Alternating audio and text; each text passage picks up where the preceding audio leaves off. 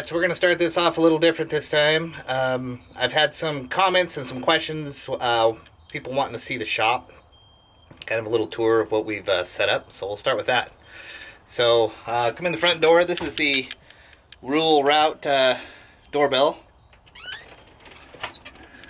Everybody has to have a squeaky screen door so you know when someone's here. So as you come into the shop here, you can see we have a full supply of shafts. I carry Sherwood shafts, Doug fir, I carry Wapiti Portoford cedar. I've got a little bit of leftover lodgepole pine and Sitka spruce. They all make a beautiful arrow. Got a full assortment of carbons and aluminums up on top. And then from there, we got feathers. I like Gateway feathers. I think they've got a better foundation and stuff than some of the other ones out there, so that's what I primarily use. Got the full line of trad vanes and then broadheads. We carry Zwickey, Grizzly, some VAPs, the Woodsman broadheads from Three Rivers, an Ace. All of our shooting tabs and gloves, including stuff for the little guys. We got to keep the kids shooting if we're going to keep the sport growing and keep traditional archery alive. So because of my two kids that you saw in the other videos, we carry a full line of stuff for little kids, and I make a lot of little kids arrows and that kind of stuff to keep them going. It's important to keep them in good equipment. They want to be shooting just like mom and dad do. So strings, I make a lot of bowstrings, so bowstring and all the bowstring material. More BCY product in, that's what I prefer. I like making strings out of B55, Dunflight 97, and the X99 is one of my favorites. So, and then we got our quivers, bow quivers. We've got Great Northern and Selway are the two bow quivers that we stock and carry. And then I do leather work also. So these are some of the leather back quivers and side quivers that I've made. As you can see, there's a pretty good empty spot. I need to make some more. Just haven't had a whole lot of time. And then we are starting to carry some bows. We carry a lot of the October Mountain products. It's a great starter bow to intermediate level bows. We got a good variety. We carry all the True North products. And that right there is the Spin Right Cresting machine. On this side, those are all of our test arrows. If you're ever wondering what spine you should be shooting out of a bow, I can help you get really close over the phone with just asking you a couple of questions, but then you can get these. We sell them individually. It includes cutting them to length and installing a field point of your choice of weight.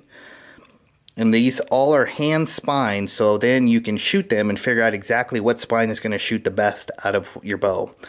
A lot of people will buy these and just have an assortment there at the house, so as they're getting new bows or testing out different techniques, they can stay in tune with these. These are some of our arrows that we've made here for stock here in the shop.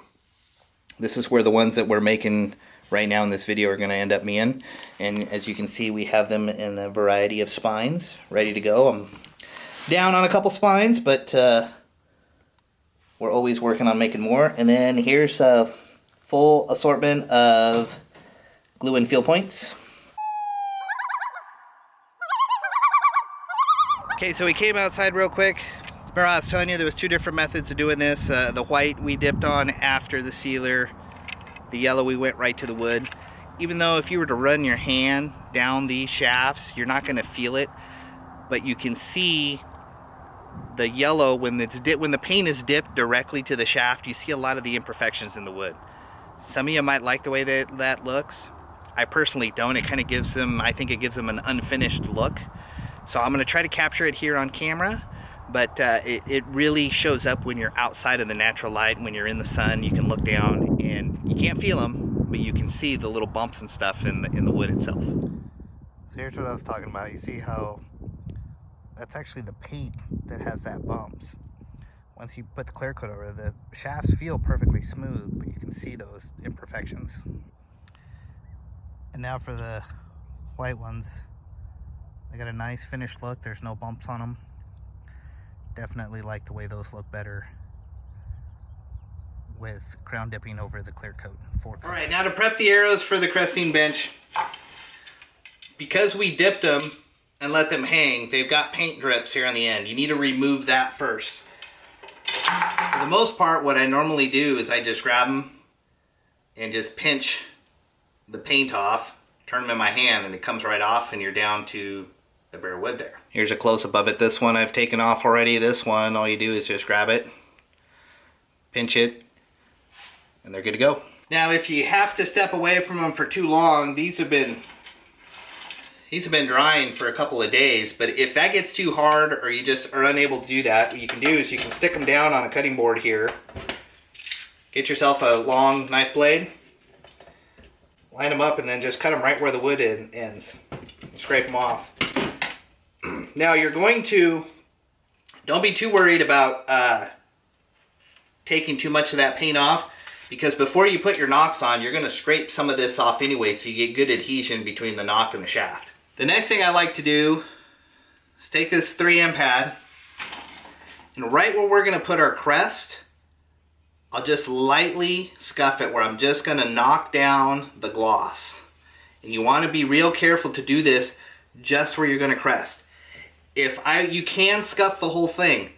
The problem is that when you put it in your cresting machine, when it's rolling around in the lathe with the idler wheels, they'll leave little lines where I think they're taking the dust and filling in those scratches, and you can't get them out. And you will see them for the rest of the time, even though you're going to dip over again in the clear, you'll see those lines, and it doesn't look good. So all I do is I mark where I'm going to crest. If you're going to crest a feather band in where the feathers, it's a good idea to locate that first, put a pencil mark there real lightly, and then you can buff this side. Now that isn't 100% necessary, it's just something I do. Again, the more you prep these shafts and give that paint something to bite into, I think it gives you a more durable arrow there towards the end, so that you're not losing paint or anything if you happen to have a target jump your string. Okay, so let's talk a little bit about brushes. I have tried all different sorts, styles, lengths, and everything. I always come back to the script liner brush. They're a small, long bristled brush that when you get wet, you can flatten them out and make them like a blade, and you can get really nice, fine lines when you're doing your cresting. I'll show you some of the different styles I've used, including some of the short, wide brushes. I really don't see any advantage in using them, and quite frankly, I haven't used these in a long time. They've just been sitting in a box because I always go back to a script liner to get that nice, fine looking cresting line on there. And even some of the wider bands, I find it much quicker and easier to just use my script liner as a blade and push the paint around and get a nice smooth finish. One thing I'll talk about when we get over to the cresting machine, when you're putting the paint on there, not only are we painting for color, but we're also painting for texture. We want those wide bands to be nice and smooth and consistent across the line or the area to get a nice smooth finish in the end. Alright, well, I used to think that I liked these wide brushes for making wider cresting lines on my arrows, but to be honest with you, they just didn't work because I couldn't get that fine edge on the end of the cresting band to where I could put a small silver accent or gold accent on there, which are the two colors that I really like to use. As far as getting those really fine lines, these little tiny brushes that I thought would give me those fine lines didn't, because the brush wasn't flexible enough and I couldn't get a consistently thin line. They would get thinner and thicker as the arrow would wobble or move, even though they look like they're perfectly straight to the naked eye. There is some variance on there, and you get to see it when you paint it. So that's why I don't like a lot of these short brushes anymore. Now my go-tos are these long script liners. Alright, so let's talk a little bit about the True North cresting paints. They come in a little 1-ounce jar with a nice secure lid on them. They're very easy to work with. Much easier than the testers and stuff that I used to use before, because with the style of jar, you got a nice big lid there where you can actually see how much paint you're putting on your brush, and a nice sharp edge on the cap to where you can brush that off and get it so you don't put a glob of paint on there. The other nice thing is all their colors. They have all the primary colors, all the main colors you'd want to use on your arrows, plus they have metallics. We got fluorescents. They've got everything. The other nice thing is that a lot of the paints are made to match your feathers. So if you're using the lemon lime or a sky blue or even like a barred green, the feather green is almost a perfect match to this. So they really are made for archery. They will match your feather colors very closely. Now, if you want to do something different and not use some of the standard colors, the beauty of being water-based is you can custom mix them. That again is when you're going to want to use a small container. I recommend you get a popsicle stick, scoop the amount of paint that you want out, stick it in there, and then mix it together. The other nice thing with these is they're really easy to work with. After a while, after you use this, it's going to thicken up because you have the lid off as you're working with it. Inevitably, the water is going to evaporate. You'll start to notice that when you're painting on your arrow, your brush, you're going to start to see the ridge lines from the bristles on your paint. If they don't go away as the arrow's turning on the cresting machine, you need to thin out your paint a little bit. So again, I grab these cups, I'll put water in here so I can control how much water I'm going to put in the jar. And I will just drop some in there, and again, use the popsicle stick to mix it up and get a nice consistent flow of paint. You should be able to put your paint on there. You'll initially see the ridges as you're painting, which helps you for coverage so that you get a nice even amount on there. But then after that, it should smooth out and be a nice solid band without any major bumps or cresting lines in it. All right, let's talk about the cresting machines that I like to use. By far, my favorite machine that I've used out of all of them throughout the years is the Spinrite. It works good on whatever type of arrow material you're working with, whether it be wood, aluminum, or carbon. It's fully adjustable, so if you're doing some tapered shafts, especially the hard tapers that I like to work on and personally make for myself, they're going from a 23/64 diameter all the way down to a 5/16 or even a 9/16. This little machine is able to handle them all and be able to help with taking some of the wobble or imperfections out of the wood shaft that may be there. So let's take a closer look. All right, so this is a Spinrite cresting machine. This is your standard version. This is what they're calling the Magnum version. You can see it just gives you more working room. Really on the standard version, once you load an arrow in there, like so, you have this stop here that helps you adjust where on the arrow you're going to be working. At its maximum extension to really where your working room is, on the standard model, you got about 16 inches from the end of where your nock's going to be to where you can crest. On the Magnum version, you can get almost all the way up to 27. You just got to realize that when you have that much arrow sticking out over here to this side, it could become unstable, and it's not really recommended. For years, I used this model right here, this standard. It's probably done easily over 3,600 arrows through it. So much so that I've changed out the drive tire because it's flat, and this one's getting there now. And so I just swapped out the drive tire on there so it would get enough traction to turn the arrow. The only reason I jumped up to the Magnum is because I had a custom set of arrows that the customer wanted a band crested in the body of the arrow further down to where it would make difficult to reach it with this one. I could have done it if I'd spun the arrow around, but I decided to give this one a try. The jury is still out for me on the big one.